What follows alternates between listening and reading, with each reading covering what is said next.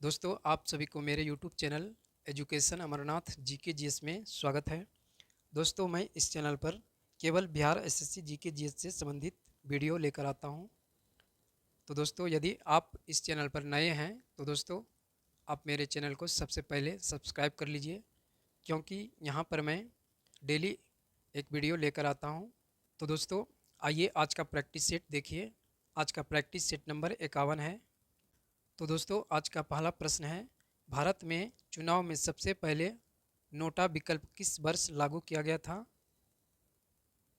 तो दोस्तों, आपका सही आंसर है ऑप्शन नंबर बी, 2013 ईस्वी में नोटा विकल्प भारत में सबसे पहले 2013 ईस्वी में लागू किया गया था, जो पहली बार राजस्थान, मध्य प्रदेश, छत्तीसगढ़, मिजोरम और दिल्ली में हुए विधानसभा चुनाव के दौरान नोटा विकल्प को लागू किया गया था। दोस्तों, आपका अगला प्रश्न है, किसने भारत के योजना आयोग के उपाध्यक्ष के रूप में कार्य किया है? तो दोस्तों, इस प्रश्न का आपका सही आंसर है option number D, Pranab Mukherjee ने भारत के योजना आयोग के उपाध्यक्ष के रूप में कार्य किया है। दोस्तों, पीवी नरसिम्हा राव के कार्यकाल के दौरान प्रणब जी मुखर्जी योजना आयोग के उपाध्यक्ष बने थे। और दोस्तों, ये हमारे देश के राष्ट्रपति भी रह चुके हैं। प्रणब मुखर्जी वे 13वें राष्ट्रपति के रूप में कार्य किए हैं। दोस्तों, आपका अगला प्रश्न है, मुस्लिम लीग के लाहौर अधिवेशन 1940 की अध्यक्षता किसने की थी? तो दोस्तों, आपका सही आंसर है Mohammad Ali Jinnah, option number D. मुस्लिम लीग के लाहौर अधिवेशन 1940 की अध्यक्षता मोहम्मद अली जिन्ना ने की थी। दोस्तों, मुस्लिम लीग के लाहौर अधिवेशन 1940 में मोहम्मद अली जिन्ना ने पाकिस्तान की मांग किया था। दोस्तों, मुस्लिम लीग की स्थापना 1906 ईस्वी में नवाब सलीमुल्लाह खां के नेतृत्व में ढाका में की गई थी। दोस्तों, अब आइए अगला प्रश्न देखते हैं। भारत में स्थानीय स्वायत्त शासी संस्थाएं 1882 में सशक्त की गई थी, किसके शासनकाल में? तो दोस्तों, आपका सही आंसर है option number A, Lord Ripon.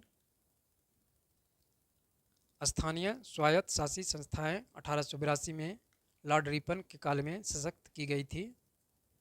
दोस्तों, आपका अगला प्रश्न है, कपास की कृषि के लिए कौन सी मृदा सर्वाधिक उपयुक्त मानी जाती है? तो दोस्तों, आपका सही आंसर है ऑप्शन नंबर डी, काली मिट्टी। कपास की कृषि के लिए सर्वाधिक उपयुक्त मिट्टी का नाम है काली मिट्टी। दोस्तों, काली मिट्टी को रेगुर मिट्टी भी कहा जाता है। दोस्तों, आपका अगला प्रश्न है, भारतीय संविधान का 52वां संशोधन संबंधित है। तो दोस्तों, आपका सही आंसर है ऑप्शन नंबर सी, दल बदल। भारतीय संविधान का 52वां संशोधन दल बदल से संबंधित है। दोस्तों, दल बदल यह भारतीय संविधान के 10वीं अनुसूची में उल्लेखित है। दोस्तों, आपका अगला प्रश्न है, सर्व शिक्षा अभियान किस आयु वर्ग के बच्चों के लिए है? तो दोस्तों, आपका सही आंसर है ऑप्शन नंबर बी, 6 से 14 आयु वर्ग के बच्चे के लिए है सर्व शिक्षा अभियान। दोस्तों, आपका अगला प्रश्न है, बांग्लादेश को किस देश से स्वतंत्रता मिली है? तो दोस्तों, आपका सही आंसर है option number A, Pakistan. Bangladesh को स्वतंत्रता मिली है पाकिस्तान देश से।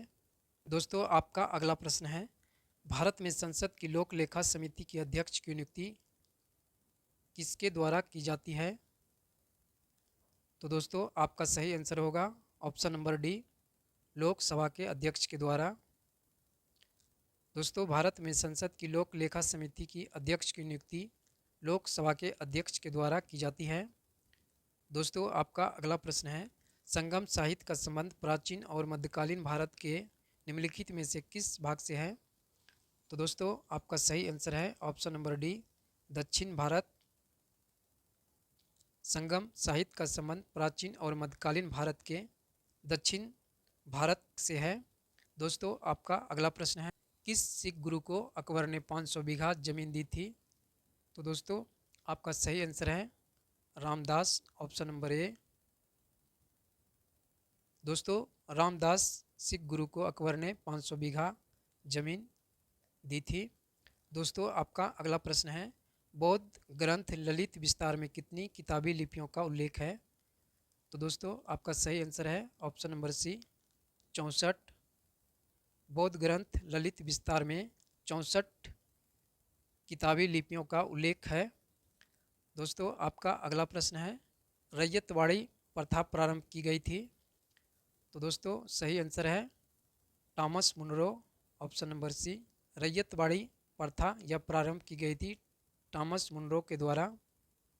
दोस्तों आपका अगला प्रश्न है, भरत जन के नाम पर इंडिया का नाम भारत रखा गया, निम्न में से किस वेद में इस जन का सर्वप्रथम उल्लेख मिलता है?